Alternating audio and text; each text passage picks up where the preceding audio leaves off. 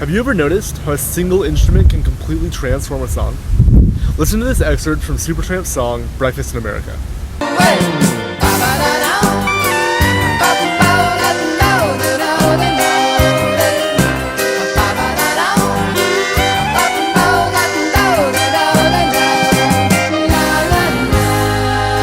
This clarinet solo, played by John Helliwell, is a great example of an instrumental solo in a piece of music. By developing the original theme and serving as the climax of the primary melodic line, it gives meaning to an otherwise uninteresting vocal section. This is just one sample from the absolutely vast topic of instrumental solos. Instrumental solos can come in all different kinds of instruments, lengths, types, and pieces. I'll do my best in this video to synthesize all of this information into logical pieces so that you can better understand the function that solos play in music. An instrumental solo is a section or moment within a song where a single instrument takes the spotlight, performing a standalone melodic passage. During a solo, if there are accompanying instruments or vocals, they are usually there to support the soloist and are usually quieter or less prominent than the soloist instrument. The instrumental solos that I will be analyzing in this video are distinctly different from solo repertoire, such as pieces that are written for a single instrument. Instead, I'll be focusing on instrumental solos that serve as an interlude in a larger piece of music, rather than the primary focus of the piece beginning to end.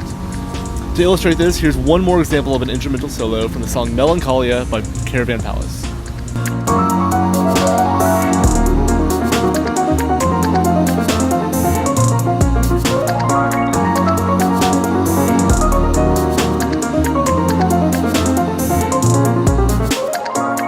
Instrumental solos can empower a piece to reach a deeper connection with the listener by allowing the performer a unique method of self-expression and insight into their personal human experiences. Furthermore, these solos allow musicians the ability to convey emotions or highlight their technical ability, while also offering composers a way of introducing musical contrast. Instrumental solos can sometimes be seen as analogous to a monologue given by a performer because they both feature a single voice, expressing individual thoughts and emotions. Here's this trumpet solo from Billy Joel's Zanzibar that showcases how a solo is able to transcend words to express emotion and connect with the listener.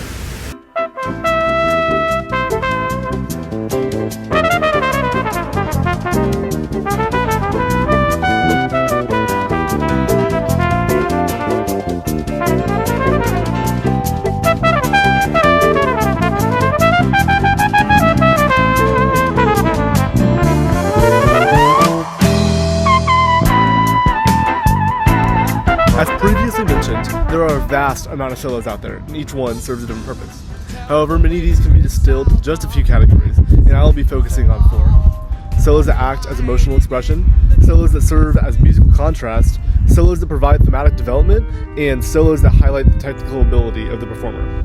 Starting off, to analyze how solos can act as emotional expression, here are 2 snippets from the songs Never by Maglo and Shofukan by Snarky Puppy. I'll be just fine.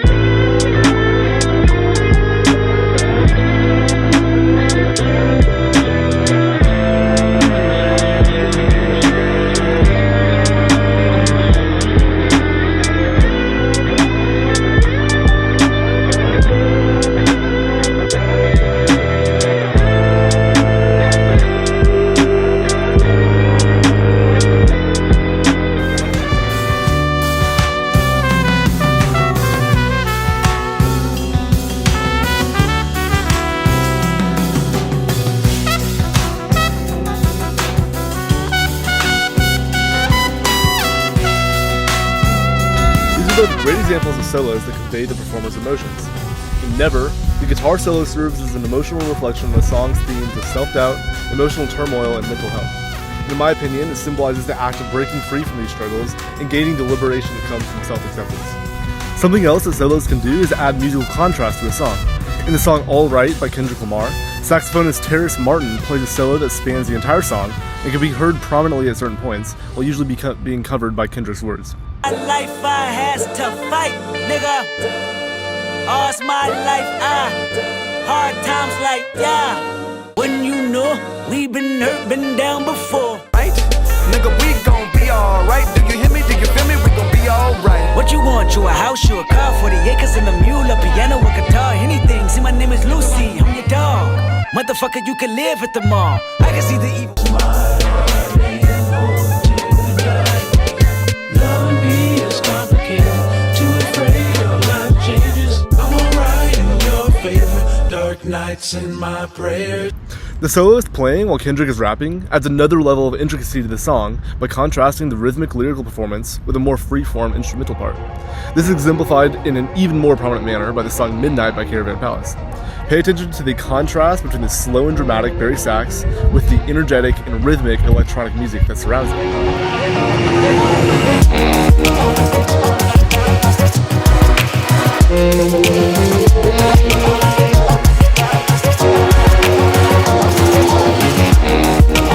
The third function that a solo might serve in a piece of music is to develop the main theme. Let's recall earlier the example of Breakfast in America by Supertramp.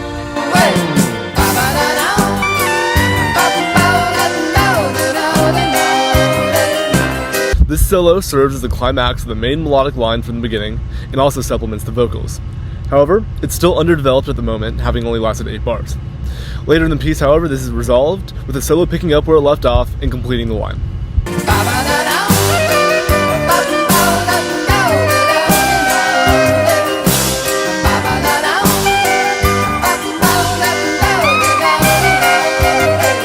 I will use one more example to illustrate my point. The song In the Waiting Line by 07 contains a Rhodes piano solo that connects 2 sections of the music together.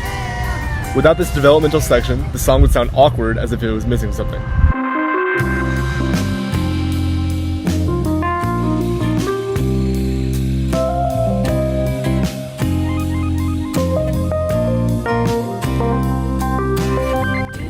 My fourth and final category of solos are those that highlight the technical ability of the performer. To demonstrate this, I've picked out 2 songs that each have a distinct way of showcasing the performer. The first song, called Work Shit Out by the Dirty Loops, gives each performer a segment to perform by themselves while being quietly supported by the rest of the band. Conversely, in the next track, called The Garden by Brad Mehldau, the complex trumpet solo played by Ambrose Akinmusire cuts through an already crowded soundscape to showcase his technical ability.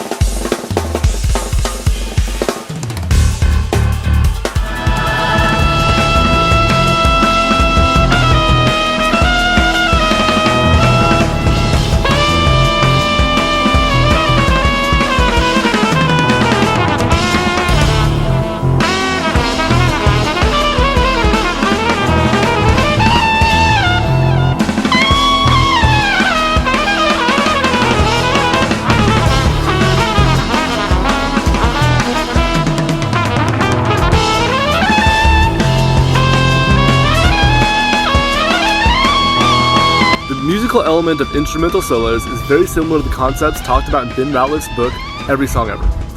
I believe that instrumental solos fit in well with the other concepts in the book because of how permeate solos are in every genre of music, alongside every topic in Ratliff's book, aptly named Every Song Ever. Furthermore, the topic of instrumental solos matches how the book primarily talks about the fundamental elements of music rather than the classifications of that music. If I were to connect instrumental solos to 2 of Ratliff's topics, I would look at the relation it has to virtuosity and improvisation. This is because virtuosity often comes up in solos, such as those in Shofukan and in Lazy Place, and so does improvisation, like in The Garden and in Work Shit Out. In conclusion, instrumental solos are a powerful tool at the hands of composers that can influence how the listener interprets a piece of music. They can foster a deeper connection with the music and also offer insight into the performer. These solos allow musicians the tools to convey their emotions or highlight their technical ability, while also allowing composers a way of developing a theme or introducing musical contrast.